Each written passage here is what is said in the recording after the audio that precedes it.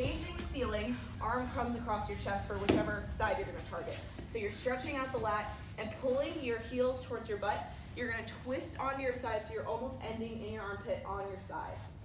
This is where it's probably gonna be the most sensitive. So when we're foam rolling, our goal is actually to try to find those tender points and hold for 20 to 30 seconds to allow them to release. So if you're finding most of your sensitivity right here, you can just hold it here. If it's too much, drop your butt, let yourself just settle there for 30 seconds, and then kind of keep working through those passes.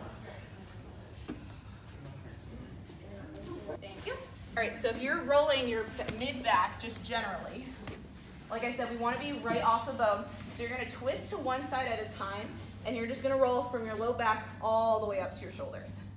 So you'll just go through about 10 passes on each side. If you do find those tender points, you can always pause, and then once you hit 10, go ahead and switch sides. And this is just our general back rolling. So if you feel tension in your shoulders, this is always a good one to try. So 2 ways to foam roll the glutes. This is where you're going to start to feel, 1, the top of your pelvis, and 2, the top of your femur. So you're going to stop just before you hit that bone, and then your glutes actually insert the top part of your hips. So you're going to basically feel as if you're rolling almost to your low back, and that's where you're stopping. So we're going to do one glute at a time. You just tilt your knees to one side to flatten out the side of your hip. Another option to make sure you're getting that glute med, that side area, is to come into that figure 4 position and use your hands to stabilize yourself however you need to.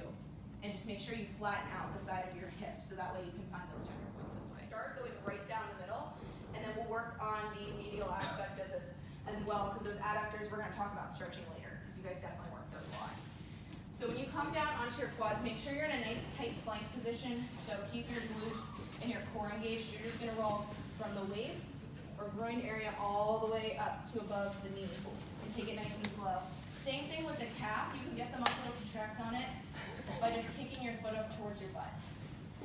So if you find a good tender point, try the foot kick trick and see if it loosens up over like 5 to 6 kicks. But that IT band that's running from the top of your hip down to just along the side of the knee is a very, very dense ligament. So you could potentially hang a car from that ligament and it would not rip.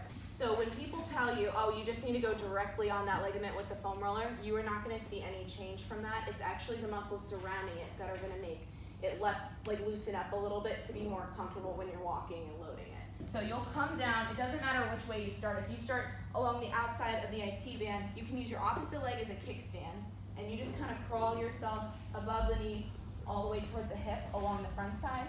So doing about 4 to 5 passes along the front, and then just transfer your weight towards the back to get the back side of the IT band and that lateral part of the hamstring. To lay the foam roller in line with your body, you're just going to do one leg at a time. So this leg is going to come out in a 90-degree angle, and I'm just rolling all the way up into my groin and then pulling myself away and going to just above the knee. So that's one way, is to have the foam roller go straight up, or twist the foam roller out to the side, and that way you can kind of get a little bit further up. This is an easy one. Go ahead and tilt your pelvis up and under if you want to flatten that out. And we're just pressing up into a glute bridge, avoiding that overextension from the back, but all of this should be felt in the glutes. So that's your basic glute bridge. You guys can go ahead and lower. Now we're going to run through 3 of those real quick. It's just a little warm up, and then we're going to add in the foam roller. So now we're going to put the foam roller in between our knees, squeezing, trying to strengthen the adductors as we go up into that glute bridge. So we're going to go through a set of 8 of these. Just breathe, trying to sit as upright as you can. Feel the stretch coming through the hips, both internally and externally. All right, so go ahead and drive those heels into the floor. Swing yourself over to the other side. 30 seconds on the other side. Like that. So you're going to come in a quadruped position, extending one arm in front of you.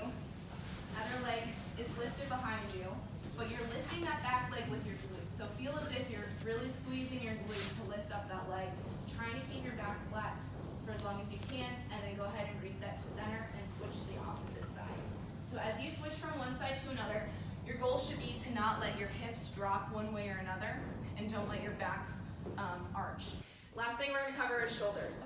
Well, we're going to work on a pec stretch. A couple different ways you can do this is just do it unilaterally, so just get one arm at a time.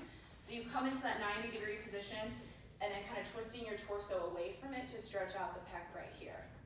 So one way to make it dynamic is just twist away, hold 1, 2, and then kind of rock back and forth, and then doing those 30-second static holds. We call this one the reach, roll, and lift. Trying to target that subscap area, your serratus anterior muscle, which helps you to protract and retract your shoulder, and also avoid using your upper trap, because most people want to do that for overhead positions. So you're going to start with your hands just outside of your legs in like a child's pose position, reaching out at a slight angle. You're going to set your shoulder blade down and back to take that pressure out of your upper trap. Palm rotates towards the ceiling, and you're squeezing the lift. So you're resetting every single time. That way you can set that shoulder blade down and back, rotate, squeeze to lift. If I went through this and didn't set my shoulder blade, I could lift as high as I want to, getting towards the ceiling. But if you're actually activating that serratus anterior muscle properly, you won't be able to lift your arm past your ear.